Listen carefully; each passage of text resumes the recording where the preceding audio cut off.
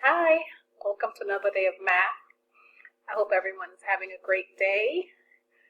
This week we're going to be learning about graphs. Well, really it's a review because we've done graphs before. But today we're going to begin with bar graphs. Before we do that, let's begin with number talks. How much money is this? Go ahead and solve. Count up all the change. Remember to start with the larger coins, the larger coin values. Pause the video and then come back. Alright guys, welcome back to Number Talks. Let's see if we came up with the same amount of money. I'll begin with my largest value coin, which is the quarter. I know the value of this quarter is 25 cents. We have another quarter over here. That's another 25 cents. And we have a quarter over here, which is another 25 cents.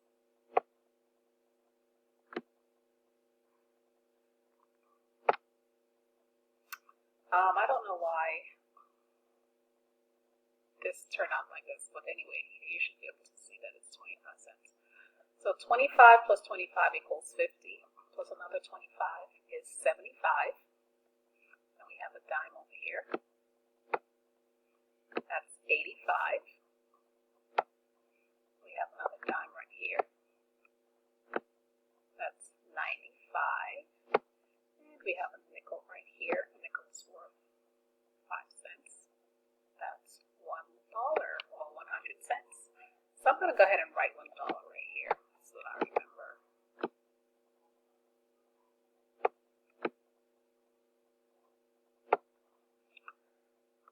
Alright, so now let's go back and count our dimes again. I have 10. Do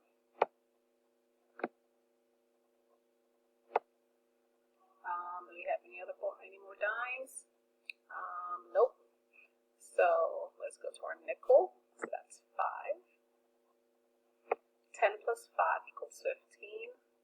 We have another nickel here. So that's 10. 15, 20. We have some pennies. 21, 22, 23. So I can see that I have $1 and 23 cents. Oops. Oh, this is not how I intended for my 3 to look, but you get the point. So our total is $1, 23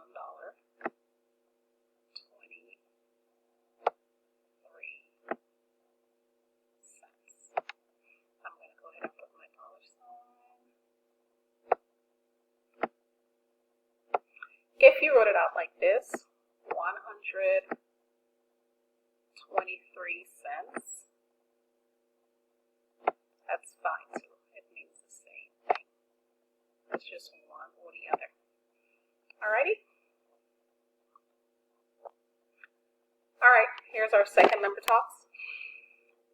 In case you're having trouble seeing this is a nickel right here, okay? Right here, this is a nickel.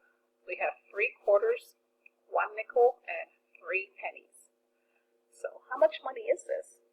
Go ahead and pause the video, count up all the change, and then join us back.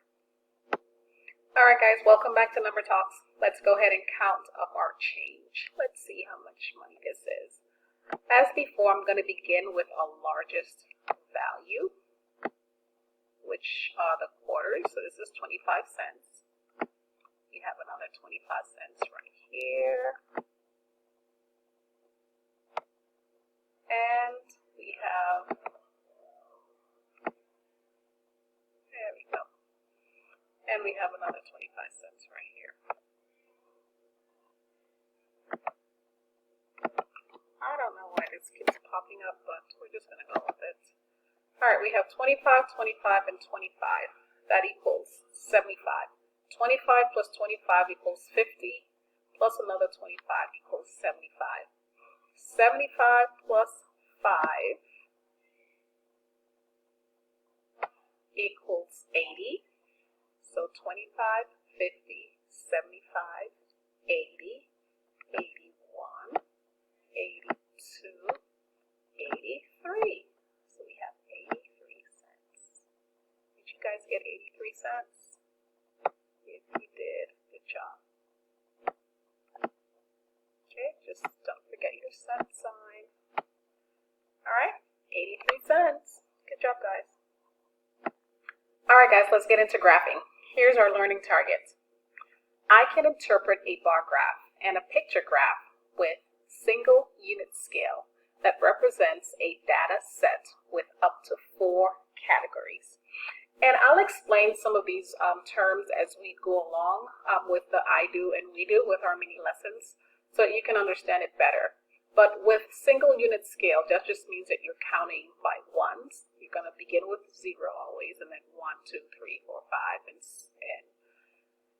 and so on. Data set means just a group of items, whatever it is that you're putting on your graph.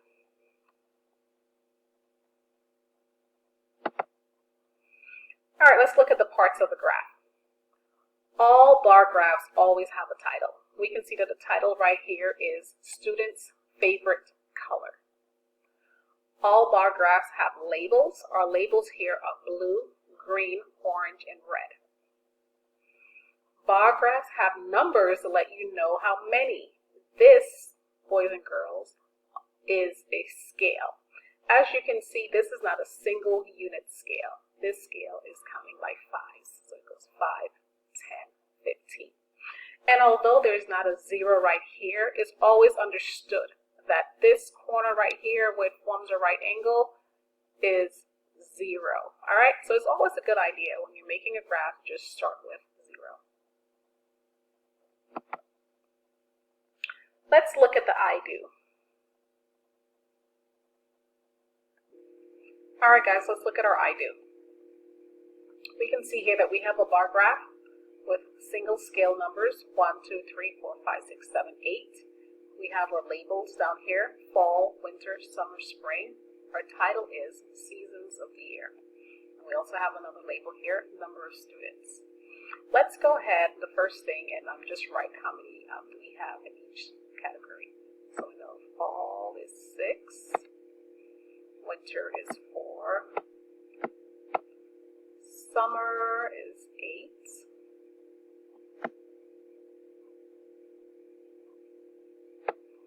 and spring is 3. So when we talk about interpreting a bar graph, it means understanding what the bar graph is trying to tell you. So let's see if we can answer these questions based on this bar graph. How many students like spring? Let's go over to spring. Since we already wrote our numbers down, we know that the answer is 3. How many more students voted for summer than winter? Now this question is not asking how many altogether, so it's how many voted for summer than winter. So we're going to have to subtract. So let's see how many voted for summer. 8. I'm going to write it right here. 8. I'm going to write my equation or my number sentence, which you sometimes hear me say. 8 minus, we have winter right here, which is 4. So summer is 8, winter is 4. Let's see if we can find the difference between both of these numbers. 8 minus 4 is 4. Alright. Next, which season has the most votes? Let's see which season had the most votes. Oh, we can see right away from this bar graph all this red right here going all the way to the top. So we know that it's summer.